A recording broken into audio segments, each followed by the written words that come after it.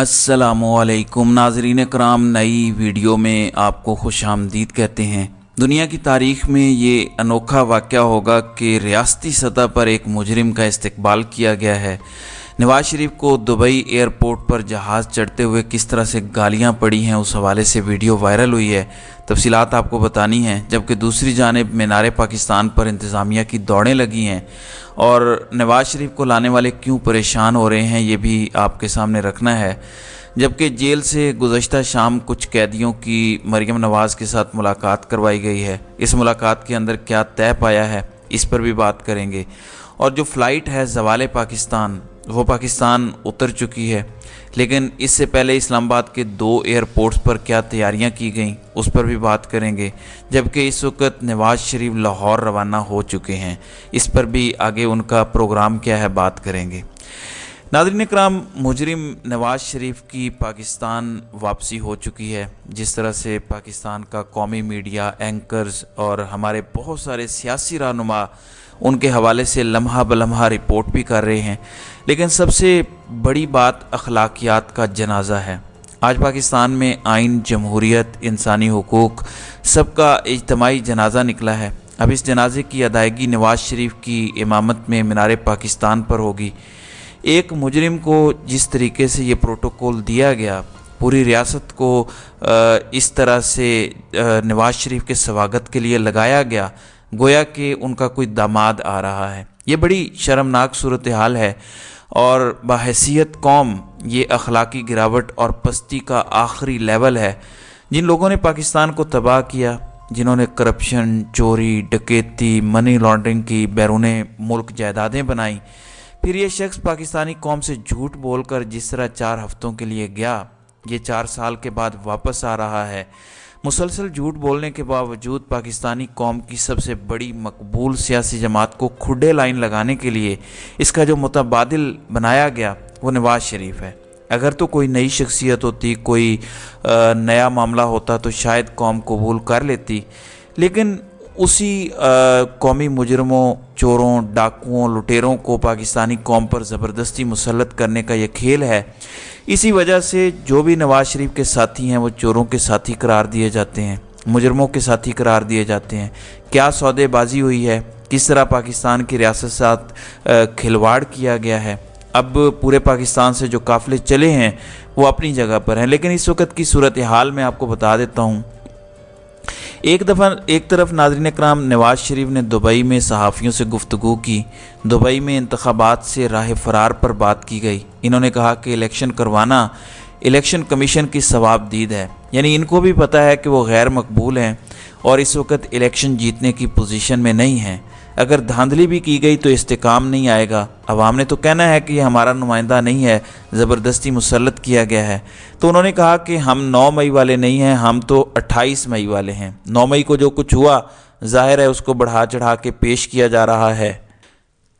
अब जमशेद दस्ती का कहना है कि जो अपनी माँ और बीवी के जनाजे पर नहीं आया वो कौम के लिए आ रहा है। अब देखना यह है कि इस कौम के अंदर से जो इनके MPs, MNAs हैं वो लाहौर मीनार पाकिस्तान पर कितने लोग ला पाते हैं। नून लीग को पता है कि मामलात तो ख़राब हो चुके हैं। वजह यह है कि एक तरफ इन्होंने मीडिया को पाबंद कर दिया कि ड्रोन कैमरे नहीं लगाने।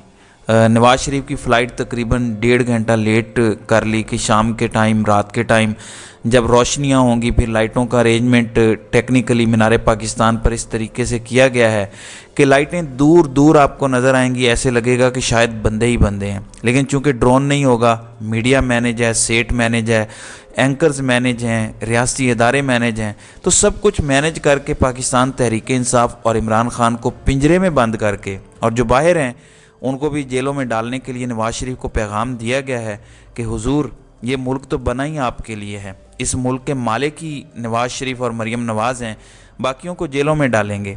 अब मीनार पाकिस्तान के अंदर इनको पता है कि एंकर्स भी हमारे हैं, हुकूमत भी हमारी है, एजेंसियों को इस वक्त स्पेशल ब्रांच और सिविल कपड़ों के अंदर बहुत सारे लोग हैं, 10,000 के करीब, वो इस जलसे को रौनक बख्शेंगे।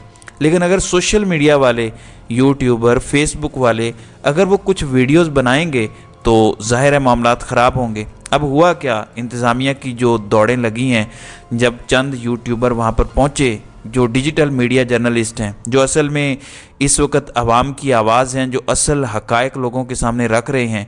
बाकी तो बिक गए या मैनेज हो गए, जो भी आप उनको नाम दें, तो वो उन्होंने दिखाना था कि कितने लोग हैं। अब इंतज़ामिया की दौड़ें लगी हैं, मीनार पाकिस्तान पर यूट्यूबर्स के लिए सख्ती से हिदायत दी गई हैं, बाकायदा टीमें तश्कील दे दी गई हैं कि इनको हमने वीडियोस नहीं बनाने देनी, क्योंकि ये लोग भांडा फोड़ देते हैं। वरना हमने तो 10,000 को 10 लाख करके बताना है। आगे रश होता है, जब कोई भी जलसा होता है तो हमने उसको लाखों का समंदर कहना है। टीवी चैनल्स और एंकर्स हमारे साथ मिले हुए हैं, रिपोर्टिंग ही ऐसी होगी और वो कहेंगे कि जी मियाँ साहब आए और पूरा लाहौर ही ब्लॉक हो गया। तो अब यूट्यूब पर आने वाली वीडियोस को रोका जा रहा है और इन लोगों के ख़िलाफ़ कार्रवाई हुई है। दूसरी जानिब असातिज़ा ने एक धरना दिया हुआ था, काफ़ी दिनों से पंजाब के 1000 स्कूलों को प्राइवेट किया जा रहा है। जब अनाउंसमेंट हुई तो उनकी पेंशन, उनकी तनख्वाहें और जो मराआत का वादा था वो उन्हें नहीं दिया गया। ये बेसिकली नवाज़ शरीफ की हुकूमत में फ़ैसला हुआ था। उन्होंने बहुत सारे फ़ैसले किए कि मुल्की इदारों को, PIA वगैरह को बेचना है, लेकिन अगर हम बेचेंगे तो लोग पहले ही हमसे नफ़रत करते हैं, मज़ीद नफ़रत होगी। असातिज़ा को भी खुडे लाइन लगाना है। तो ये सारा गड़ा खोद के नून लीग गई। ये नवाज़ शरीफ की मशावरत के बगैर नहीं हुआ।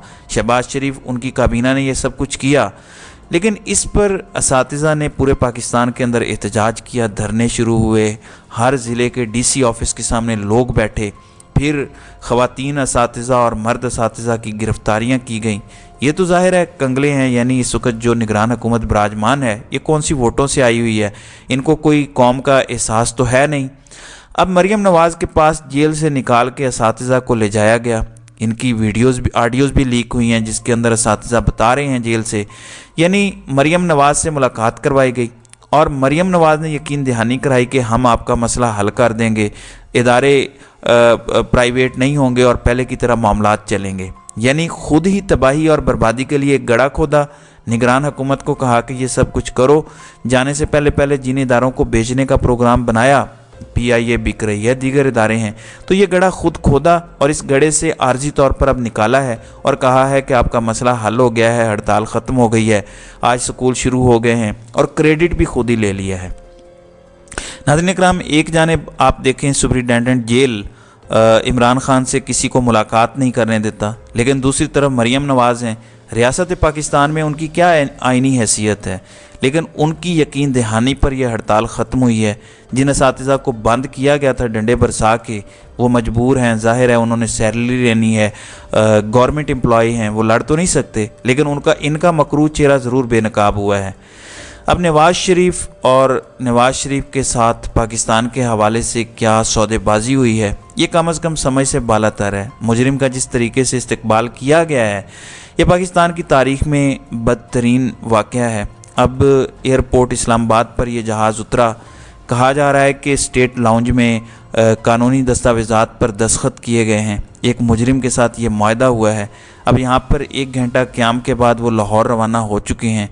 आखिर किस लिए वो इस्लामाबाद आए, हालांकि उनको सीधा लाहौर पहुंचना चाहिए था।